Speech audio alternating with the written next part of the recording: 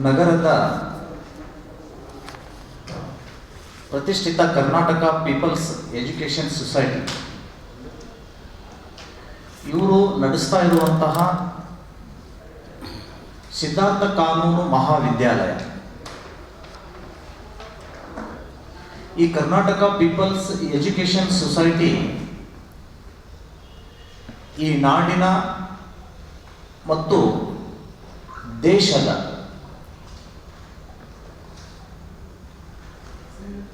ಕಾಂಗ್ರೆಸ್ ಪಕ್ಷವನ್ನು ಮುನ್ನಡೆಸುವಂತಹ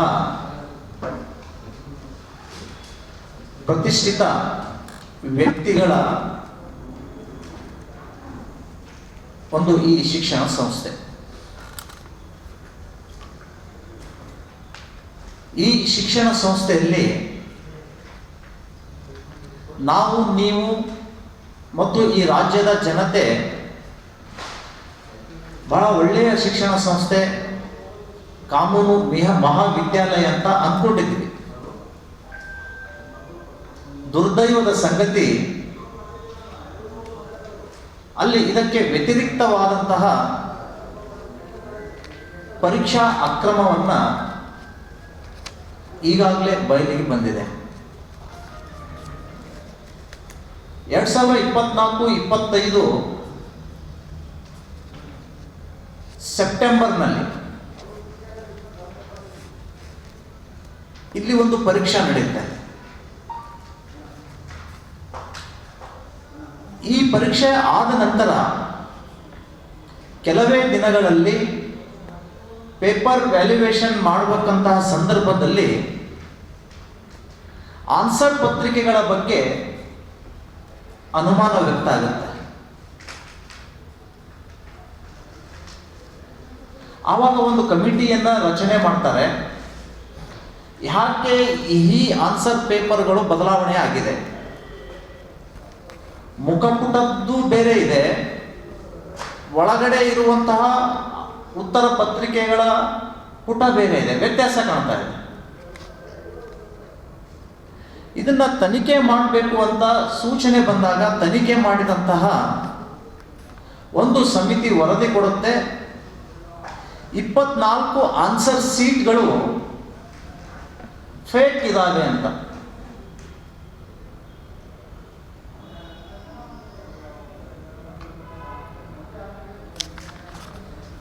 ಇದೆಲ್ಲ ಕೂಲಂಕುಷವಾಗಿ ಪರಿಶೀಲಿಸಿದಂತಹ ಲಾ ಯೂನಿವರ್ಸಿಟಿಯವರು 10/12/2025 ಒಂದು ಆದೇಶ ಮಾಡುತ್ತೆ. ಆ ಆದೇಶದ ಪ್ರತಿ ನಮ್ಮ ಕಡೆ ಕೊಟ್ಟಿದ್ದೀವಿ. 24 ವಿದ್ಯಾರ್ಥಿಗಳನ್ನು ಡಿಬಾರ್ ಮಾಡಬೇಕು, ಮತ್ತೆ ಅವರಿಗೆ 1,000 ರೂಪಾಯಿ ದಂಡ ವಿಧಿಸಬೇಕು. ಈ ಅಕ್ರಮಕ್ಕೆ ಸಾಥ್ ನೀಡಿದಂತಹ ಅಲ್ಲಿಯ ಪ್ರಿನ್ಸಿಪಾಲ್ ಇವ್ರ ಮೇಲೆ ಆಕ್ಷನ್ ಆಗಬೇಕು ಅಂತ ಒಂದು ಸೂಚನೆಯನ್ನ, ಆದೇಶವನ್ನ ಇವರು ಹೊರಡಿಸ್ತಾರೆ.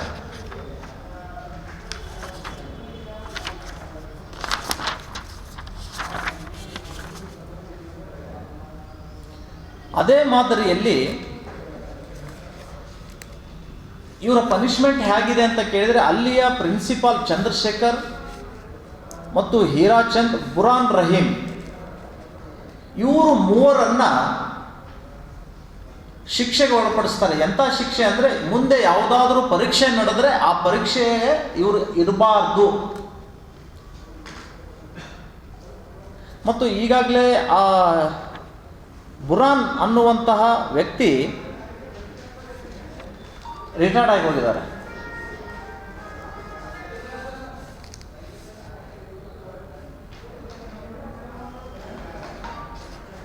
ನಾನು ಈ ಕಾನೂನು ವಿಶ್ವವಿದ್ಯಾಲಯಕ್ಕೆ ಹೇಳಲಿಕ್ಕೆ ಬಯಸ್ತೇನೆ, ಈ ಅಕ್ರಮ ಕರ್ನಾಟಕ ಪೀಪಲ್ಸ್ ಎಜುಕೇಷನ್ ಸೊಸೈಟಿಯ ಸದಸ್ಯರು ಮತ್ತು ಅಧ್ಯಕ್ಷರ ಮೂಗಿನ ನೇರಕ್ಕೆ ನಡೆದಿರುವಂಥದ್ದು.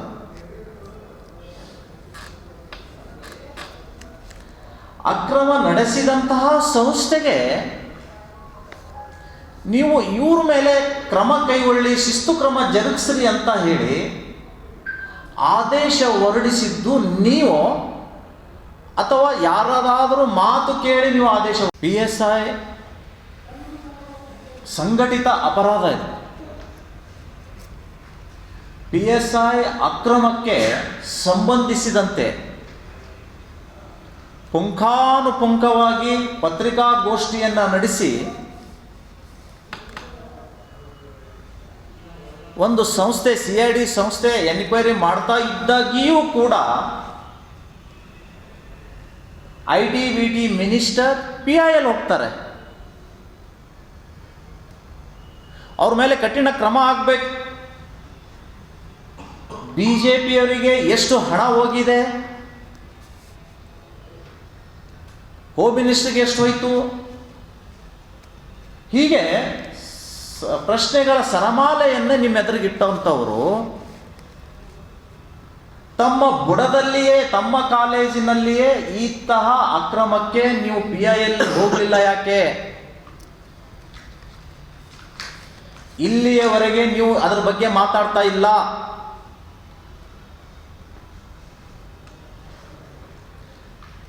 ಅಮೆರಿಕದ ಟ್ರಂಪ್ ಬಗ್ಗೆ ಮಾತಾಡ್ತೀರಿ, ಪಾಕಿಸ್ತಾನದ ಬಗ್ಗೆ ಮಾತಾಡ್ತೀರಿ, ಮಾತೆತ್ತಿದ್ರೆ RSS ಮೋಹನ್ ಭಾಗವತ್ ಅವ್ರ ಬಗ್ಗೆ ಹೇಳ್ತೀರಿ.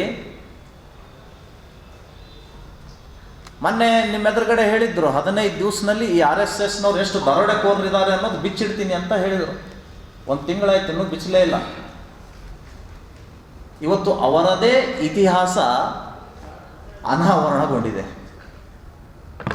ಇದಕ್ಕೇನು ಹೇಳ್ತೀರಿ ಪ್ರಿಯಾಂಕಾ ಖರ್ಗೆ ಅವರೇ?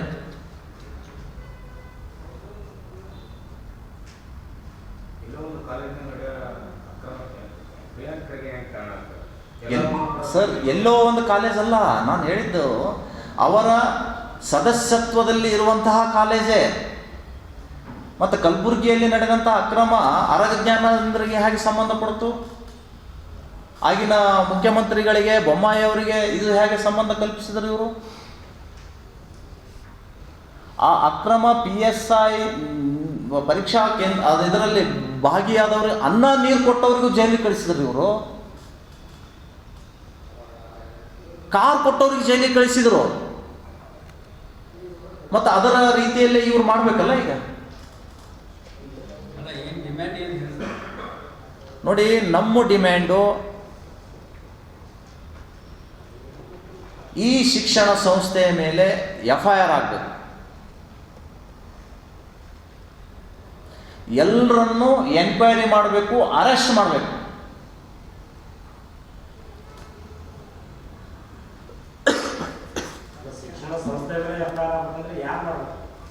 ನೋಡಿ, ಸುಮೋಟೋ ಕೇಸ್ ಸರ್ಕಾರ ಮಾಡಬೇಕು. ಸರ್ಕಾರ ಇದೆ ಅಲ್ರಿ, ಕಾಲಿನ ಕುತ್ಕೊಂಡಾರಲ್ಲ PSIಗಳು, SP ಗಳು, ಕಮಿಷನರ್ಗಳು. ನಾವೇನೋ ಒಂದು ಹೇಳಿದರೆ ತಕ್ಷಣ ಸುಮೋಟೋ ಕೇಸ್ ದಾಖಲೆ ಮಾಡಿ ನೋಟಿಸ್ ಕೊಟ್ಟು ಕರೀತೀರಿ. ಇವ್ರಿಗೂ ನೋಟಿಸ್ ಕೊಡ್ರಿ, FIR ಮಾಡ್ರಿ.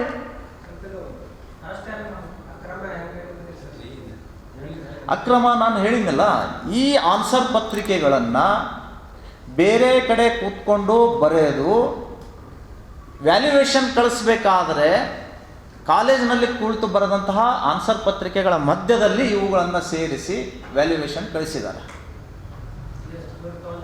24 ಜನ ವಿದ್ಯಾರ್ಥಿಗಳಿಗೆ ಈಗ ಡಿಬಾರ್ ಮಾಡಿದ್ದಾರೆ ಮತ್ತು ಅವರಿಗೆ 1,000 ದಂಡ ಹಾಕಿದ್ದಾರೆ. ಇದು ವ್ಯವಹಾರವಿಲ್ಲದೇ ಆಗದಂತಹ ಅಕ್ರಮ ಅಲ್ಲ. ಇದು ಆಗಿದೆ, ಅಕ್ರಮ ಆಗಿದೆ. ಎಷ್ಟು ದುಡ್ಡು ತೊಗೊಂಡಿದ್ದಾರೆ, ಅದು ಯಾರ್ಯಾರಿಗೆ ಮುಟ್ಟಿದೆ ದುಡ್ಡು, ಇದು ಸಮಗ್ರವಾಗಿ ಎನ್ಕ್ವೈರಿ ಆಗಬೇಕು. ತಲೆಬುರುಡೆ ಪ್ರಕರಣದೊಳಗೆ SITಯನ್ನು ನೇಮಕ ಮಾಡ್ತೀರಿ. ಹಾಂ ಸರ್, ಇದು 24 ಆಗಸ್ಟ್ನಲ್ಲಿ ಇದೆ ನೋಡಿ ಸರ್, ಡಿಟೇಲ್ ಅದ. ಅಕ್ರಮ ಆಗಿದೆ ಅಂತ ಪರೀಕ್ಷೆದಲ್ಲಿ ಅಷ್ಟೇ. ಹೌದು, ಎಲ್ಲ ಈ ಹಿಂದೆನೂ ಇಂಥವೆಲ್ಲ ಆಗಿದಾವಂತೆ. ಇದು ಮಾತ್ರ ಬಯಲಿಗೆ ಬಂದಿದೆ. ನಾನು ಇಲ್ಲಿಯ ಆಡಳಿತಕ್ಕೆ, ಸರ್ಕಾರ ಕೇಳಕ್ಕೆ ಬಯಸ್ತಾ ಇದ್ದೀನಿ, ನಕಲಿ PSIಗಳನ್ನು ಸೃಷ್ಟಿ ಮಾಡ್ತೀರಿ. ಇವರಿದಾರಲ್ಲ ಪ್ರಿನ್ಸಿಪಾಲು, ಅವ್ರು ಯಾರೋ ಬುರಾನೋ ಹಿರಾ ಪ್ಯೂನ್ ಮಾಡಿದಾನಂತ ಹೇಳ್ತಾರಲ್ಲ, ಪ್ಯೂನ್ ಮಾಡಿದಾನಂತ ಇವ್ರಿಗೆ ಯಾಕೆ ಗೊತ್ತಾಯ್ತು? ಕತೆ ಮತ್ತೊಬ್ರು ಮಾಡಬೇಕು ಬುದ್ಧ ತತ್ವ ಬಸವ ತತ್ವ, ನಾವು ಮಾತ್ರ ಬಾನಾಗಡಿ ತತ್ವ ಮಾಡಿದರೆ ನಡೀತೆ ಅನ್ನುವಂತಹ ಒಂದು ಭಾವನೆ ಇವರಲ್ಲಿದೆ.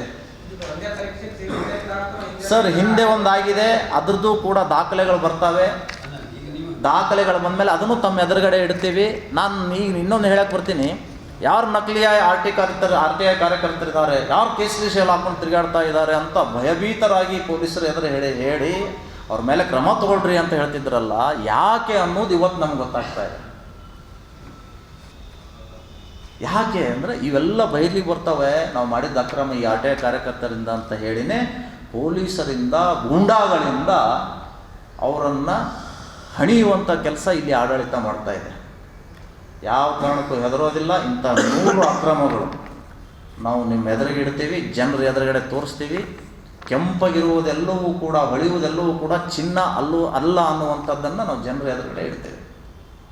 ಈಗ ಬರಬೇಕು ಅಲ್ಲಂಪ್ರಭುಗಳು, ದಕ್ಷಿಣದ ಶಾಸಕರು, ಜಯದೇವ್ ಗುತ್ತೇದಾರ್ ಪರಿಷತ್ ಸದಸ್ಯರು, ವಜ್ರ ಇದ್ದ ಹಾಗೆ ನಮ್ಮ ಹುಲಿ ಇದ್ದ ಹಾಗೆ ಅಂತೇಳಿ ತಿಪ್ಪಣ್ಣಪ್ಪ ಕಮ್ಮಪ್ಪನವರು ಹೊಗಳ್ತಾರೆ. ಇವತ್ತು ಬಂದು ಏನು ಸಮರ್ಥನೆ ಮಾಡ್ಕೊಳ್ತಾರೆ ನೋಡೋಣ. ಅದೇ ಹೇಳ್ತೀನಿ ನಾನು, ಪ್ರಿನ್ಸಿಪಾಲ್ರನ್ನ ಮೇಲೆ FIR ಮಾಡಿ ಅವ್ರನ್ನ ಅರೆಸ್ಟ್ ಮಾಡಿ ಎನ್ಕ್ವೈರಿ ಮಾಡಬೇಕು. ಇದರಲ್ಲಿ ಯಾರ್ಯಾರಿದ್ದಾರೆ, ಯಾರ್ಯಾರು ಮೌಖಿಕವಾಗಿ ಹೇಳಿದರು.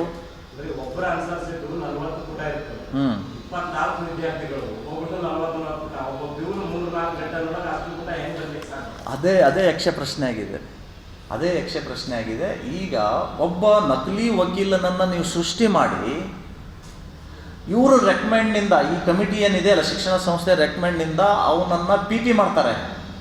ಪಬ್ಲಿಕ್ ಪ್ರಾಸಿಕ್ಯೂಟರ್, ಗೌರ್ಮೆಂಟ್ ವಕೀಲ ನೇಮಕ ಮಾಡ್ತಾರೆ. ಮುಂದೊಂದಿಷ್ಟು ಪ್ರಭಾವ ಬೆಳೆಸಿ AG ಮಾಡ್ತಾರೆ, ಅಡ್ವೊಕೇಟ್ ಜನರಲ್. ಇನ್ನಿಷ್ಟು ಪ್ರಭಾವ ಬೆಳೆಸಿ ಅವರನ್ನು ಜಡ್ಜ್ ಮಾಡಿ ತಮ್ಮ ಅಕ್ರಮ ವ್ಯವಹಾರಗಳನ್ನು ಮುಚ್ಚಿ ಹಾಕುವಂಥ ಪ್ರಯತ್ನಕ್ಕೆ ಇವರು ಕೈ ಹಾಕಿದ್ದಾರೆ ಅನ್ನುವಂಥ ಅನುಮಾನ ನಮಗೆ ಕಾಡ್ತಾ ಇದೆ. ಅದಕ್ಕಾಗಿಯೇ ಇವರು ಬಾಯಿ ಮುಚ್ಕೊಂಡು ಕೂತ್ಕೊಂಡಿದ್ದಾರೆ. ನಾನು ಬಸವ ತತ್ವದ ಬಗ್ಗೆ ಇವರು ಹೇಳ್ತಾರೆ ಮತ್ತು ಬೇರೆಯವರಿಗೆ ಬುದ್ಧಿ ಹೇಳ್ತಾರೆ. ಬಸವ ತತ್ವ ಏನು ಹೇಳಿದೆ ಗೊತ್ತಾ? ನುಡಿಯಲ್ಲಿ ಎಚ್ಚೆತ್ತು ನಡೆಯಲ್ಲಿ ತಪ್ಪಿದೊಡೆ ಹಿಡಿದಿರ್ಪಲಿಂಗ ಘಟಸರ್ಪವಾಗುವುದು. ಖರ್ಗೆಯವರೇ,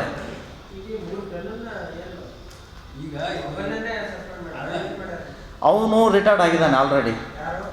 ಬುರಾನ್ ಅನ್ನುವಂಥ ಪ್ಯೂನು ರಿಟೈರ್ಡ್ ಆಗಿದ್ದಾನೆ. ಹೀರಾ ಅವರನ್ನು ಬೇರೆ ಕಡೆ ವರ್ಗಾವಣೆ ಮಾಡಿದ್ದಾರೆ. ಪ್ರಿನ್ಸಿಪಾಲ್ರನ್ನು ಅಲ್ಲೇ ಮುಹೂರ್ತ ಮಾಡಿಸ್ಬಿಟ್ಟಿದ್ದಾರೆ, ಅಲ್ಲೇ ಕೂಡಿಸ್ಬಿಟ್ಟಿದ್ದಾರೆ. ಏನಿಲ್ಲ, ಡೋಂಟ್ ಟಚ್. ಅಲ್ರಿ, ಹೈಕೋರ್ಟ್ ಹೇಳಿದ್ದು, ಸುಪ್ರೀಂ ಕೋರ್ಟ್ ಹೇಳಿದ್ದೇ ಇಲ್ಲಿ ಆಡಳಿತ ನಡೆಯೋದಿಲ್ಲ. ಇನ್ನು ಯೂನಿವರ್ಸಿಟಿ ಹೇಳಿದ್ದು ಇಲ್ಲೇನು ನಡೆಯೋಕ್ಕೆ ಸಾಧ್ಯ ರೀ?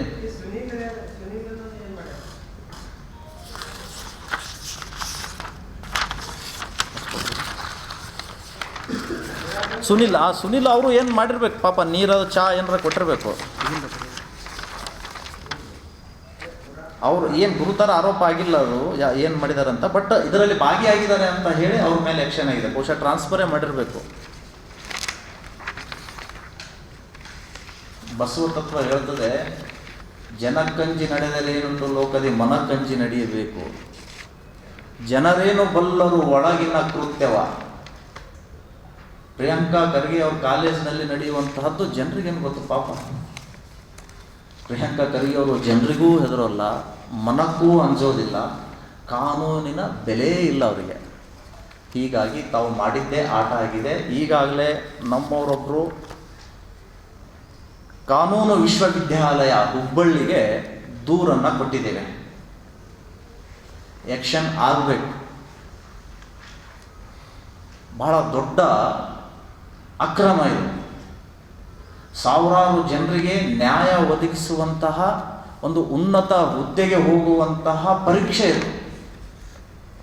ಇಲ್ಲಿ ಅಕ್ರಮ ಮಾಡಿದವರನ್ನ, ಕಳ್ಳರನ್ನ, ಸುಳ್ಳರನ್ನ ನೀವು PP, AG, ಜಡ್ಜ್ ಮಾಡಿ ಕೂಡಿಸಿದರೆ ಈ ನಾಡಿನ ಜನತೆಯ ಪರಿಸ್ಥಿತಿ ಎಲ್ಲಿ ಹೋಗುತ್ತೆ? ಇದನ್ನು ಅರ್ಥ ಮಾಡ್ಕೊಳ್ಬೇಕು. ಉಲ್ಟಾ ಚೋರ್ ಕೊತ್ವಾಲ್ಕೋ ಡಾಟಾ ಅನ್ನುವಂತಹ ಪರಿಸ್ಥಿತಿ ಇಲ್ಲಿ ಆಗಿದೆ. ತಾವೇ ದೊಡ್ಡ ಕಳ್ಳರಿದ್ದು ಮತ್ತೊಬ್ಬರು ಕಳ್ಳರ ಬಗ್ಗೆ ಪೊಲೀಸರಿಗೆ ಅಂಜಿಸ್ತಾರಂದರೆ ಇಂತಹ ವ್ಯವಸ್ಥೆ ಬಹುಶಃ ನಮ್ಮ ಕರ್ನಾಟಕ ರಾಜ್ಯದಲ್ಲಿ ಬಿಟ್ಟರೆ ಮತ್ತೆಲ್ಲಿ ಸಿಗೋದಿಲ್ಲ ಅಂತ ನನಗೆ